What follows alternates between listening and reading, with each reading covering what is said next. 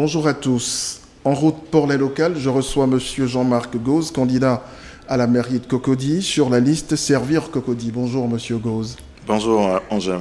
Alors, êtes-vous Warren ou Woro Woro? Je suis jeune, donc je suis forcément Warren. La course en Baka de la vie à Faya, ça devrait coûter combien? Ça coûte 200 francs. Alors, vous prenez de temps en temps quand même le Baka? Oui, forcément. Et pourquoi?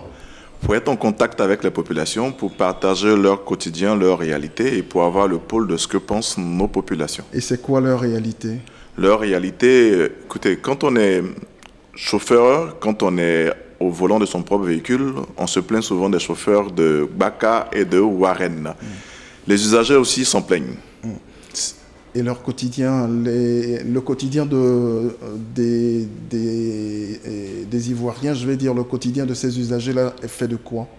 Alors, ils espèrent avoir de meilleurs moyens de locomotion, ils espèrent avoir des tarifs beaucoup plus aménagés, beaucoup plus, on va dire, avantageux. Alors, si jamais vous devenez maire de Cocody, puisque c'est votre ambition, est-ce que vous allez révolutionner déjà les transports, les transports en commun? La certitude, c'est que c'est tout Cocody qui sera révolutionné. On va en parler tout à l'heure. On va commencer déjà par faire connaissance. Qui êtes-vous? Que faites-vous? D'où venez-vous? Alors, je suis Jean-Marc Gauze, 42 ans, marié, père de famille. Je suis formation académique littéraire, donc un bac littéraire. Je suis également diplômé de l'ISIAM à Agadir au Maroc, diplôme supérieur en administration des entreprises, un bac plus 4. J'ai aussi un master spécialisé en marketing, logistique et distribution de l'Institut supérieur de commerce de Paris. Et j'ai enfin un MBA, Master in Business Administration, option Strategic Management. Ça fait beaucoup de diplômes. Ça fait ce qu'il faut. Ça fait ce qu'il faut. Mais vous ne m'avez pas dit ce que vous faites maintenant. Alors, mon parcours professionnel a été, ou se fait toujours dans les télécoms. SFR à Paris, Orange Côte d'Ivoire, Canal Plus Côte d'Ivoire, groupe MTN, Côte d'Ivoire MTN donc, et MTN Guinée. Aujourd'hui, je suis directeur business développement d'un groupe américain en Côte d'Ivoire.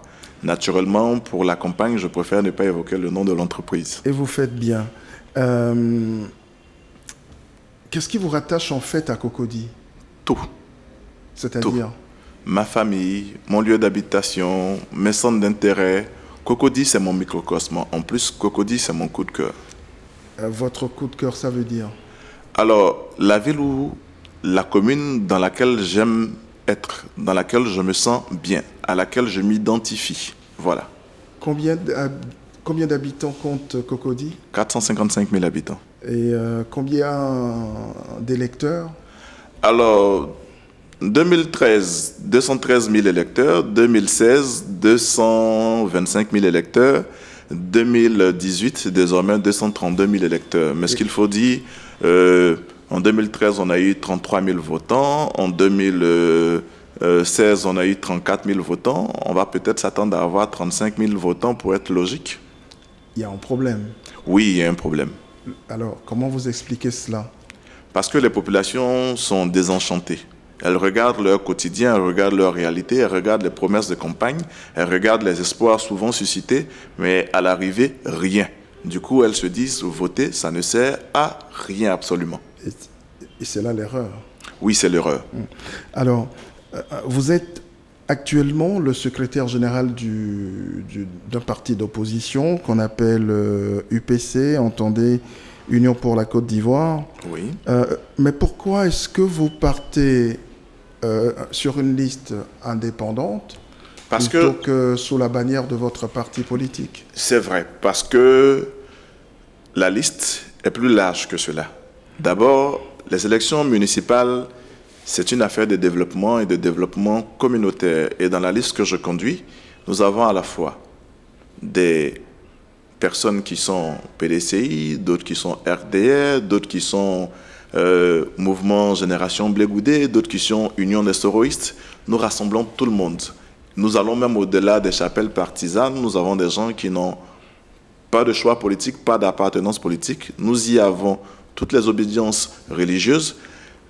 C'est donc normal et logique que la liste soit indépendante parce qu'elle est le reflet, elle est le creuset de Cocody. Pourquoi voulez-vous être maire de Cocody? Question simple. Oui, parce qu'il y a beaucoup de choses à faire et parce qu'il est bien temps qu'une nouvelle génération vienne aux affaires pour apporter son savoir, son originalité, l'innovation qui va avec la jeunesse.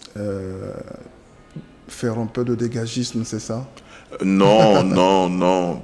Peut-être que ceux qui sont encore là rechignent à partir à la retraite parce qu'ils estiment qu'il n'y a personne pour prendre la relève.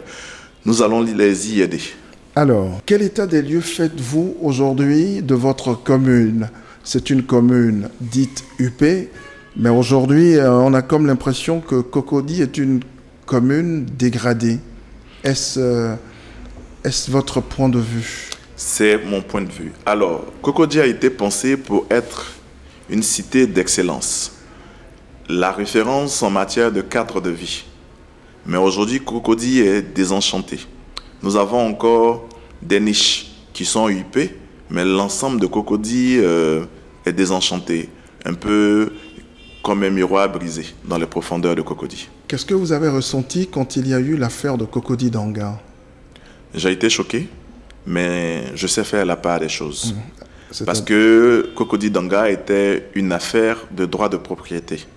Et là-dessus, il faut regarder les choses avec un peu plus de recul. Là où j'ai été profondément choqué et meurtri, c'est pour les déguerpissements qui sont survenus après les inondations. C'est chaque année la même rhétorique.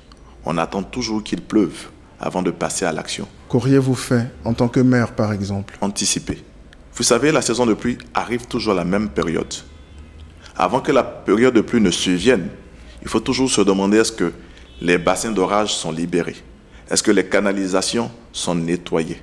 Est-ce que si une catastrophe survenait malgré tout, quel dispositif mettions-nous en place de sorte à être prêt dès la première minute? Mais ce n'est jamais le cas. Alors, votre état des lieux tout à l'heure est bien clair. Cocody est dégradé. Comment comptez-vous changer alors Cocody? Quelles sont vos idées pour Cocody? Il y a un projet que vous portez, c'est le projet de la Smart City. C'est quoi la Smart City? Alors, avant de vous dire c'est quoi la Smart City, je vais vous donner la justification de la Smart City. Cocody a été pensé et planifié. Mais aujourd'hui, c'est comme s'il n'y a plus de planification ou comme si on avait planifié Cocody jusqu'aux années 2000. Maintenant, il n'y a plus de projection. Quel doit être le développement de Cocody? Quels sont les espaces qui doivent accueillir les infrastructures et quelles infrastructures devons-nous avoir? Il n'y a plus rien.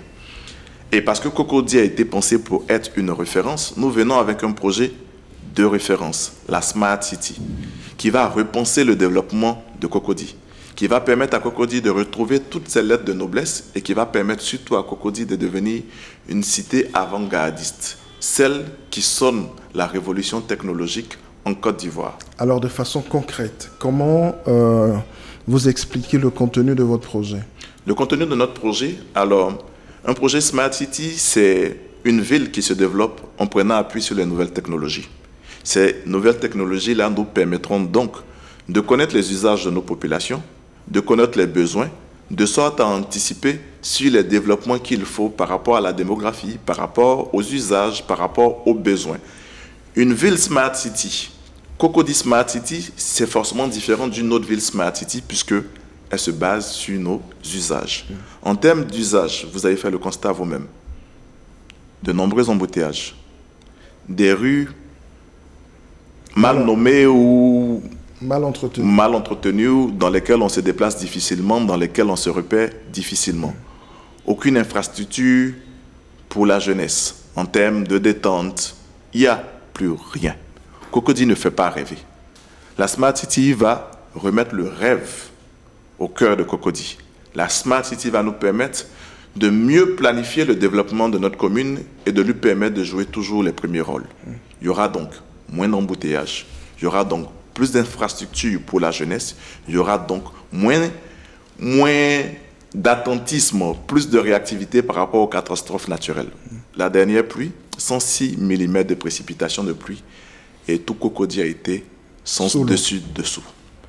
Cocody, c'est pas comme si nous avons assisté à la rivière qui est sortie de son lit. C'est de la pluie. Ça s'anticipe. On peut même dire avec exactitude quand est-ce qu'il pleuvra, quel est le niveau de précipitation exact qui tombera et qu'est-ce que ça pourra faire comme dégâts. Il ne faut pas attendre que les dégâts arrivent. Il faut anticiper. La meilleure anticipation possible s'appelle Smart City. La meilleure réactivité par rapport aux dégâts s'appelle Smart City. La meilleure façon de se projeter pour avoir les meilleures infrastructures possibles, ça s'appelle Smart City. Les infrastructures les plus adaptées à nos usages, à nos besoins, cela s'appelle Smart City. Alors, votre projet va coûter combien à votre commune? Mon projet coûtera à ma commune juste sa bonne volonté. C'est-à-dire? C'est-à-dire que quand vous avez un projet, quand il y a de l'intérêt, quand il a un contenu, il vient avec ses propres investisseurs. Je vous dis, Cocody, c'est la commune où réside le président de la République. C'est la commune où logent tous les membres du gouvernement, les présidents d'institutions. C'est la commune où on a le plus de cadres au mètre carré. C'est la commune où on a le plus de smartphones au mètre carré. C'est la commune au plus fort pouvoir d'achat. Une telle commune ne peut pas rester sans avoir une grande appétence pour les nouvelles technologies et pour les opérateurs des télécoms. Ils viendront parce qu'on leur proposera un projet avant-gardiste dans lequel ils ont toute leur place et dans lequel ils pourront eux aussi faire du business parce que naturellement, business as usual. Alors, en clair, il n'y a pas de chiffre. Vous n'avez pas chiffré votre projet? Mon projet est chiffré, mais vous m'avez demandé combien il va coûter à la commune. Ouais. Moi, je peux vous donner un chiffre. Il va rapporter à la commune plus de 200 millions de dollars. Par an ou... Sur 5 ans. Sur 5 ans. Alors, comment est-ce que la Smart City pourrait régler la question des Niabro? Alors, bon, c'est vrai que c'est une panacée, hein, mais pour régler le problème des Niabro, qui est un problème de mafia, il faut de la volonté politique et ne pas compter sur la Smart City, laquelle volonté politique n'existe pas. Nos responsables communaux actuels s'y sont essayés. Devant la première résistance, ils ont préféré se coucher et récupérer les espèces sonnantes et trébuchantes, et ils ont même amplifié le phénomène des Niabro. Il faut mettre de l'ordre. Il faut faire appliquer les lois. Il faut laisser ceux qui transportent vivre du transport et non d'autres personnes venir se greffer là-dessus comme étant des sangsues. Et vous ferez quoi concrètement? Il faut être courageux, il faut les évincer. Il ne faut pas avoir peur de dire ce qu'on va faire. Utiliser la force. Pas utiliser la force, utiliser la loi. Et force revient à la loi. Alors, il y a une autre difficulté à laquelle les mairies sont confrontées depuis pas mal d'années. Parlant de la décentralisation, c'est le transfert des compétences. Oui. Comment allez-vous y arriver? Alors, il n'y a jamais de problème véritablement de transfert de compétences quand il s'agit de faire. Le transfert de compétences devient une difficulté quand il s'agit de récolter. Si vous voulez nettoyer les rues, si le nettoyage des rues revient au district, il ne va pas vous gêner. Par contre, si vous voulez collecter des sommes parce que vous avez nettoyé des rues, en ce moment-là, vous trouverez le district. Nous venons pour faire. Il est grand temps de servir. Et c'est d'ailleurs pour cela que notre liste devient éponyme par rapport à Cocody. Elle devient Servir Cocody. Nous n'allons avoir aucun problème de délégation ou de compétences. Nous allons nous mettre au boulot. Je reviens quand même sur un aspect qui m'a paru très intéressant quand j'ai lu quelques lignes de votre projet de Smart City. C'est la question la création des bassins de développement sportif et culturel. C'est quoi concrètement? Alors, quand vous allez sur l'université, vous trouvez un terrain de football, un terrain de tennis, des infrastructures sportives. C'est ça les bassins de développement sportif et culturel. Pourquoi développement? Parce que nous allons les construire dans les quartiers, près des communautés. Nous allons repenser le modèle. Et le modèle que nous proposons, c'est une gestion tripartite. Les jeunes du quartier, pour leur apprendre la responsabilité. La mairie, pour s'assurer que ces infrastructures-là seront pérennes. Et les professionnels du secteur pour faire de la détection de talents. Si aujourd'hui, on demande aux animaux de grimper à un arbre, on va avoir le sentiment que le singe est le plus brillant des animaux et que l'éléphant ou la baleine ne servent à rien. Tout le monde ne peut pas jouer au football. Nous allons faire la promotion des sports dits mineurs. Handball, volleyball, basketball. Et avec la détection de talent, vous allez voir que Cocody va voir émerger de vraies compétences, de vrais talents. Nous allons donc avoir de nouveaux ou de nouvelles Muriel Aouré, Talou, Didier Drogba et des talents qui vont voir le jour au niveau du tennis, du basketball, du volleyball. Mieux, en occupant ainsi seulement notre jeunesse, nous allons faire reculer le fléau de la drogue qui ne fait que gangréner nos cités. Est-ce que vous pensez aujourd'hui que la commune de Cocody est assez outillée en termes d'infrastructures sociales? Infrastructures sociales, on peinera à les trouver. On peinera à les trouver actuellement. Mais il faut plutôt les pousser. Mais avant de rentrer dans le social, il faut penser à donner les moyens. Vous savez, on a besoin d'aide quand on ne travaille pas. Ce qu'il faut restaurer, c'est le travail. Créer des opportunités d'emploi. Le projet Smart City est en lui-même porteur de nombreux emplois. Mieux, nous avons le deuxième pilier de notre projet qui est de transformer la mairie en un incubateur de start-up, c'est-à-dire financer les projets.